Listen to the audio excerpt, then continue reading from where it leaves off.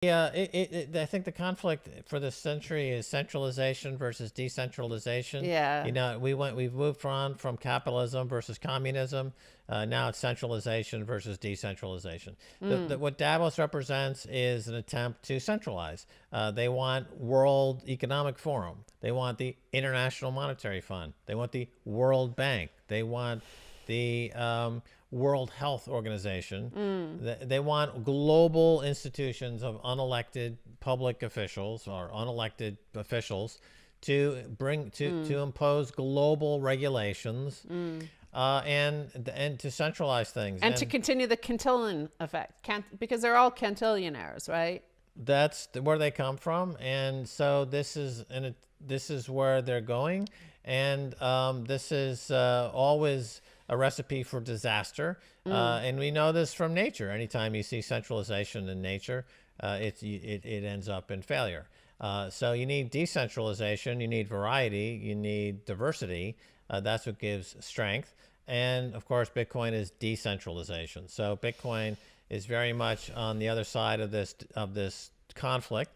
The shitcoiners at Davos have sided with the centralization, True. the centralizers, and all of the shitcoins are centralized creations compared to Bitcoin. They're either relatively or absolutely centralized compared to Bitcoin, and so they've taken their lot with the centralizers. The CBDCs are centralizers. The fiat money is centralized, and even gold, to a large degree, is centralized. So they've picked their side. That's the side that they're on.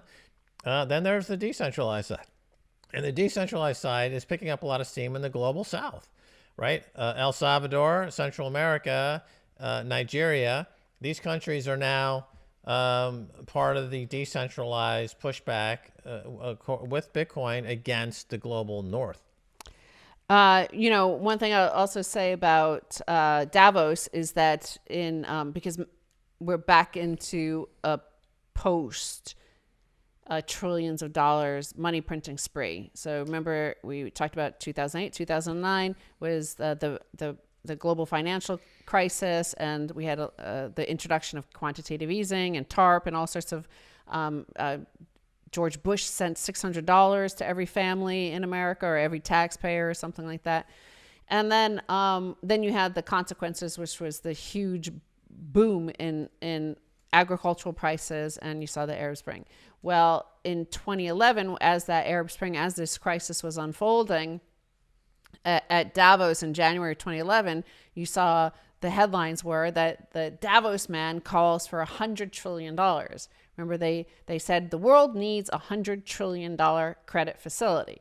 So cut to 11 years later, now we've had the 100 trillion at least. Okay. I think we printed that much in the last 2 years. So what are they going to do now? And that is, obviously, they're all rolling up into the CBDC. This is going to be the way that they feel they'll have more control over the sort of consequences of all the money printing. I think they think they'll have more control over just deleting zeros from your bank account overnight while you're sleeping.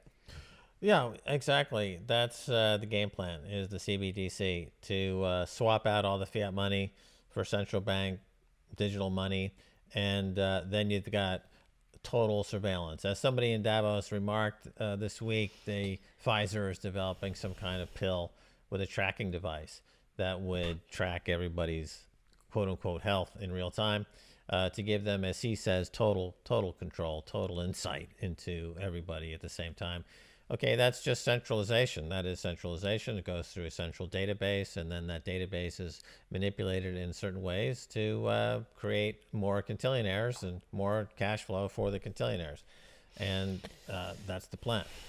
Right. And you know what? We just announced, I don't know if you saw our spaces today with Swan Signal, and we announced that Bitfinex has just invested a big chunk of money into Zonte Capital, Easy Cap. That's the good news, right? So we're putting our money where our mouth is, and that is hyper Bitcoinization in El Salvador. We're hoping to find the first Salvadoran Bitcoin unicorn. So the race is on for that. That's competition, right? There will be other VCs and investors looking for that, Salvadoran unicorn in the Bitcoin space. And we hope to find it first. We invite everybody else to also try and, find that Salvadoran unicorn and invest in the space. But I'm super excited. We've been working with Bitfinex quite a lot. As you know, we've been going down to El Salvador every few weeks and staying there for weeks at a time. And it's we haven't updated you too much on what we've been doing, but it's been laying the groundwork for all the stuff that's now going to start happening. A lot of what we've been doing has been working with Bitfinex and, on education projects on one side that they're helping with and they're going to fund in El Salvador for Bitcoin coding education. There's quite a few education projects happening in El Salvador, and all really amazing. We have our own niche that we're developing in terms of really getting the super, super elite on one side with Jimmy Song, because his course is super hard to get into. And, if you can get into that course, then you're pretty much set to be a Bitcoin programmer. But we're also going to do on the other side of that funnel, that pipeline of talent. And on top of that, Bitfinex has tasked us, with distributing their $2 million into the El Salvador, the areas that were most hit by gang violence. So we'll be giving some money to some of the families, some businesses that were hit by gang violence, and also some startups, helping young people start businesses in these areas that are now no longer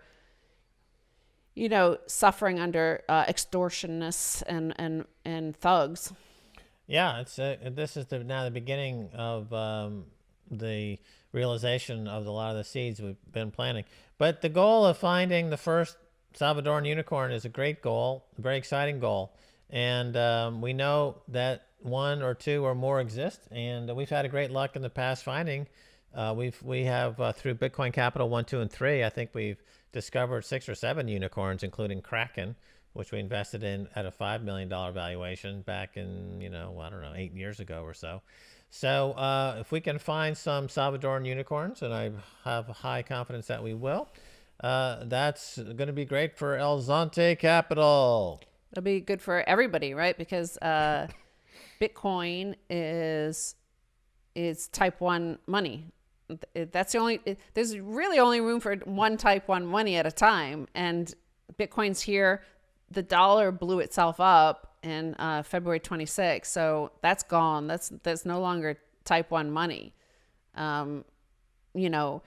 It'll still kind of live off its glory days for a while. And a lot of people will take a while to divorce themselves from that, from that as a metric of how they measure things. And therefore, I think stable coins will be around for a while because of that. Samson Mow had said something, and by the way, El Zonte Capital is also investing in Gen 3.